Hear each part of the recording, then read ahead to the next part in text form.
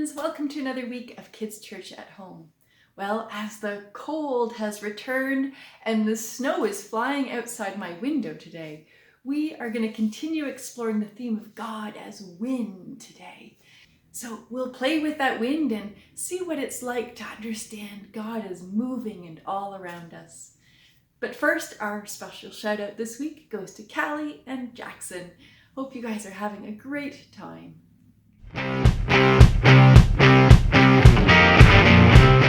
So our story this week is similar to the story we heard last week, but it's much, much older.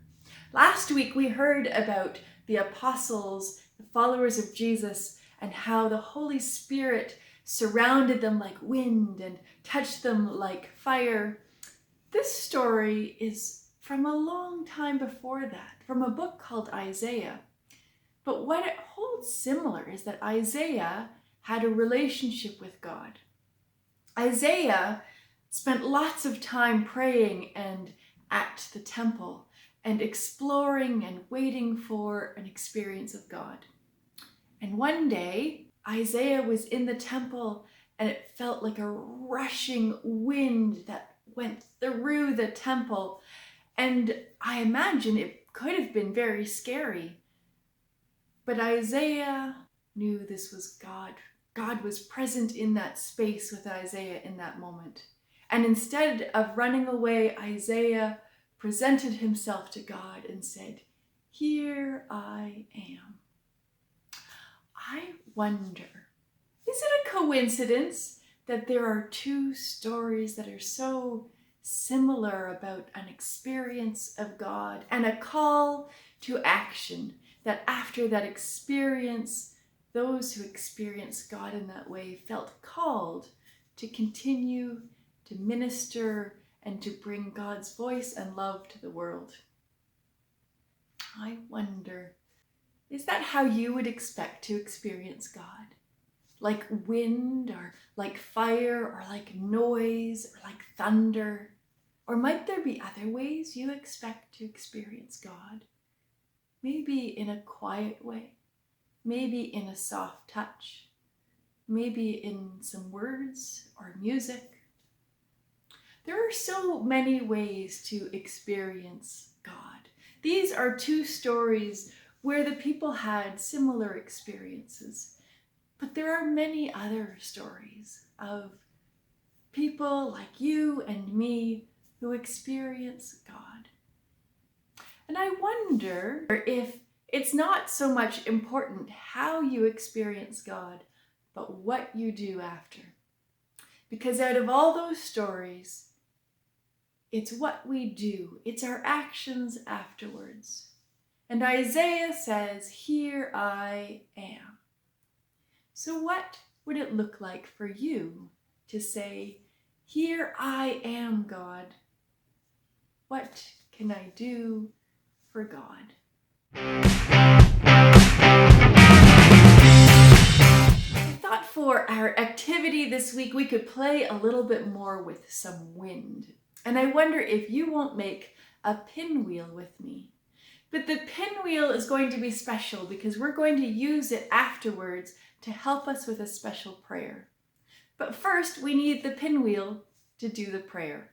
So why don't you join me? Let's get some supplies and make a pinwheel together. So some simple supplies for this week. We will need a piece of paper that we can cut into a square. I have found a colored piece of paper. You could use a white one and color it yourself. We will also need some kind of stick to put our pinwheel onto. I have different options. I have a straw, I have a pencil, and I can put the pin into the eraser, or you could go and get a stick outside. Whatever you can find that makes a stick that will hold your pinwheel on it. And then we need something sharp because we're going to pin the fan part onto the stick. So I have a few different options. I have found toothpicks, which might work if you make a nice big hole. A paper clip might work. You stick the sharp end. If you have a thumbtack or a push pin, those are the easiest to use. I couldn't find any in my house, but I did find a straight pin. So this is what I'm going to use today. I'm going to use a straight pin, but you can use whatever you can find that will stick a hole through and hold the fan part onto the stick. So we've got all our supplies together. Let's show you how we're going to make this.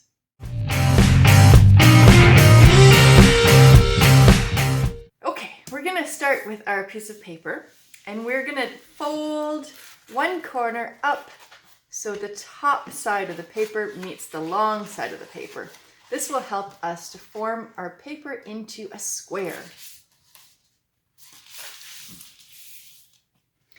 And now that we have that, we can cut off this extra piece.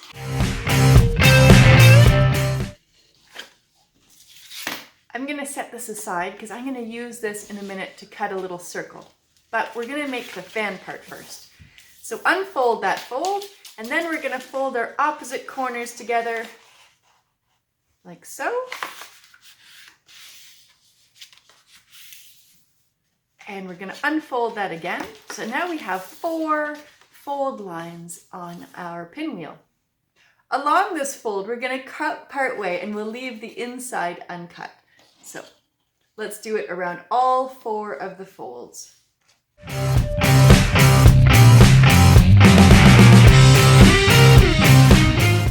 Okay, with all 4 of my folds cut, I'm going to take the first one and I'm going to fold it into the middle and I'm going to glue that in place.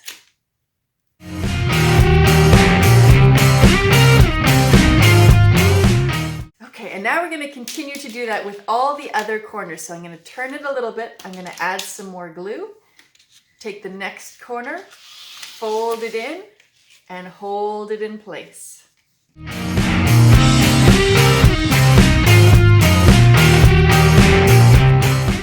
Okay, I've got all 4 of my corners folded into the middle. Put a rock in the middle just to hold those while they dry for a minute, and I get the rest of my pinwheel ready. So there we go. We'll put that aside. Now remember this scrap piece of paper? I'm going to cut a little circle out of it, about the size, not much bigger than the cap of my glue. Okay, there is my circle. It's not very big. It's just going to go in the middle and help it to spin a little bit more naturally. So here are the pieces I'm going to use to make my pinwheel. I'm going to choose to use a pencil. I have my straight pin. I have my fan now ready and dry, and my circle. So the first thing I'm going to do is put the circle over where all my folds are. Then I'm going to take my pin and put that through the middle of the circle.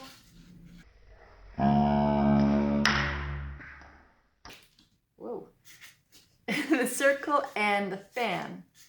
Be careful of this. You don't want your fingers in the way of where the pin might come through on the other end. So you might want a little bit of help with that. Now that I have my pin in there, I'm going to put the other side of my pin in the eraser part of my pencil. Here is my pinwheel. We've got the pin through the circle, through the fan, into the eraser, and if I hold it at the edge, my pinwheel spins.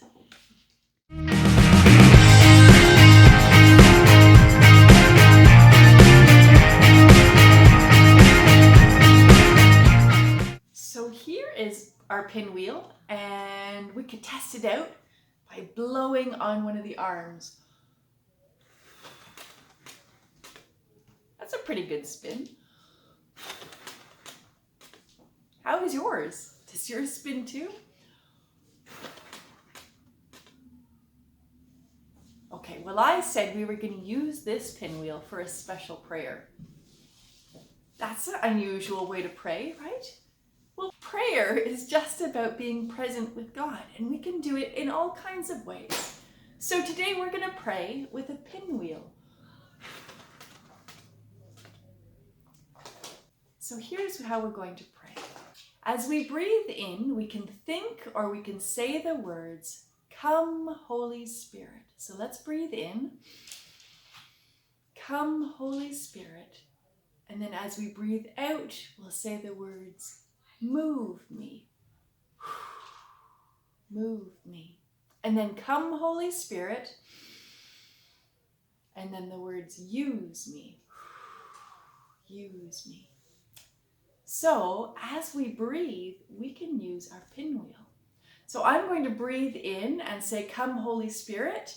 And then I'm going to say, move me. And as I breathe out, I'm going to blow on my pinwheel. And then I will invite the Holy Spirit again as I breathe in. And as I breathe out, I will say, use me. So come, pray with me. Come, Holy Spirit. Move me. Come, Holy Spirit. Use me. Come, Holy Spirit. Move me. Come, Holy Spirit.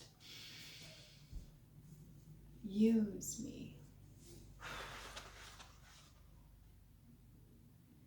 Come, Holy Spirit. Move me. Come, Holy Spirit. Use me.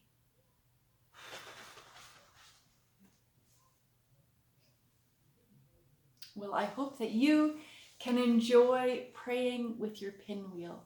I hope you might find it a calming way of prayer as you control that breath of God that brings us life and energy and invites us into new places. Well, my friends, as you breathe into this week that is to come, may there be love in your heart to give. May there be joy in your heart to share. And may there be strength in your heart to lift others up. See ya.